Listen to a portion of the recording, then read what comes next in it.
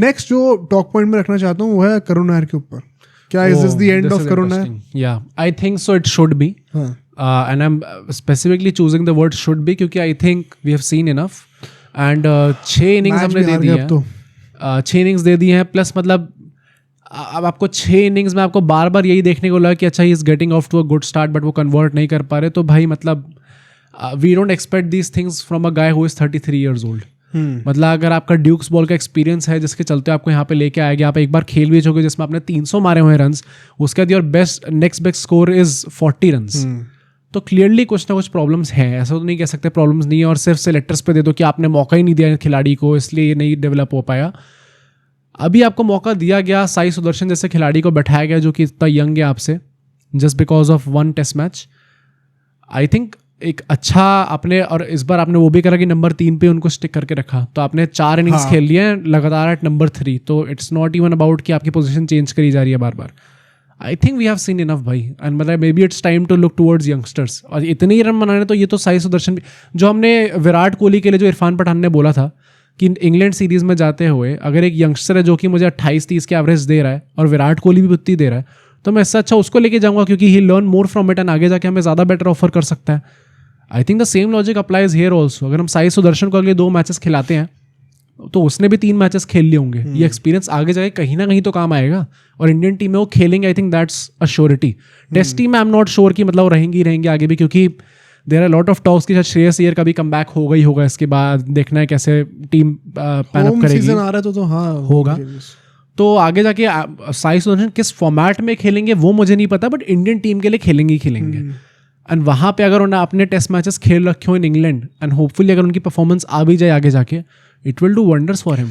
You feel for Karun Nair for sure, but you have to feel for the other guys also जो bench पर है. मतलब 6 inning में हाँ हम कह सकते हैं कि एक भी इनिंग में ऐसा नहीं लगा कि वो अच्छी स्टार्ट से नहीं गए.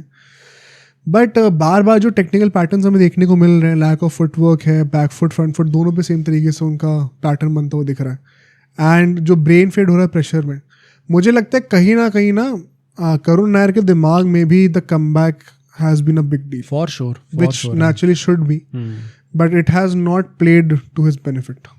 हाँ, कहीं ना कहीं वो प्रेशर जो उनको उल्टा उनका बेस्ट निकाल के नहीं ला पाया. मतलब पिछले 6-7 महीने से, जनवरी से तो मैं स्पेसिफिकली देख रहा हूँ, जब चैंपियंस ट्रॉफी में बात हो रही थी कि हम उनको लेके आओ टीम में, जब उनका वो एवरेज 600-500 के आसपास पहुंची हुई थी डोमेस्टिक में, तो सब यही कह रहे थे भाई. और हमेशा वो ट्वीट ही सामने आता है हर बार. करुण नायर का जैसे आप बोलते हो हमेशा आपका ट्वीट दिमाग में आता है, dear cricket give me 1 more chance.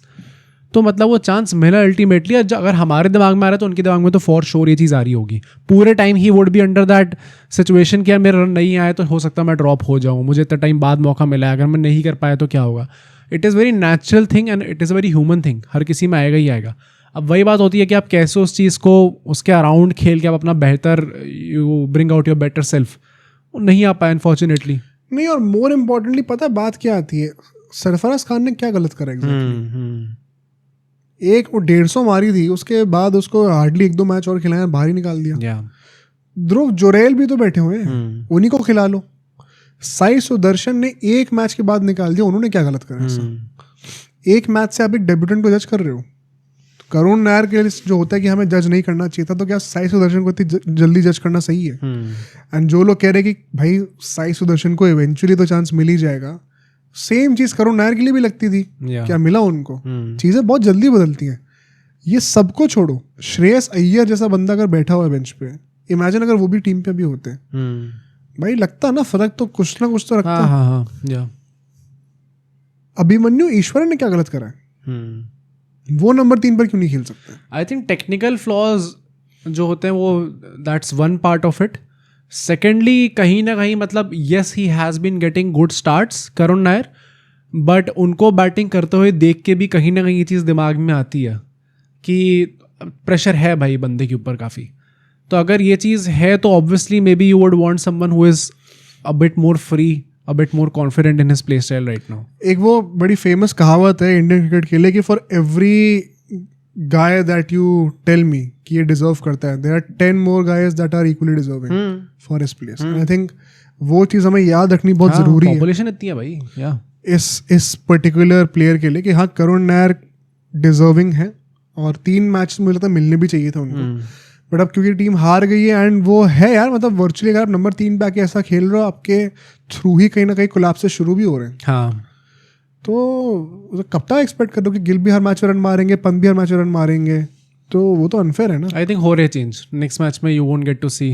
But अगर वो नेक्स्ट मैच में नहीं आ रहे तो मतलब कभी नहीं आ रहे। हाँ, अब नहीं आ रहे, हो गया अब, उनका लास्ट मैच हो गया अब। हाँ या I don't think home season में तो वैसे भी अब मौका मिलेगा। होम सीजन में तो आप सरफराज खान को क्यों नहीं या एग्जैक्टली, या श्रेयस अय्यर को क्यों नहीं चांस दोगे? ध्रुव जुरैल ने क्या गलत करा सच? तो there are just too many names. अभी तो मैं एवोल्यूशन की बात भी नहीं कर रहा हूँ।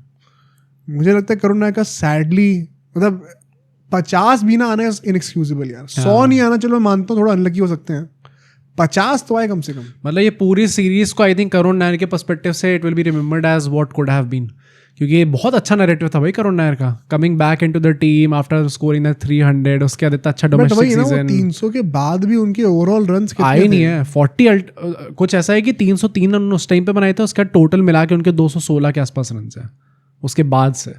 तो भाई दिस इज इनएक्सक्यूजेबल, ऐसे टाइम के आप नहीं आ पाते। सीरीज में भी आई थिंक 130 से 140 रन ऐसे रन होंगे या 20 के आसपास की एवरेज है यार, नहीं बनता। अब सोचो अगर ये क्लिप इतनी बढ़िया थी तो पूरा का पूरा पॉडकास्ट कितना बढ़िया होगा। तो अगर आपको इसी क्लिप का पूरा पॉडकास्ट देखना है तो यहाँ पे क्लिक करिए, और अगर आपको ऐसे ही और क्लिप्स बिंज वॉच करनी है तो यहाँ पे क्लिक करिए।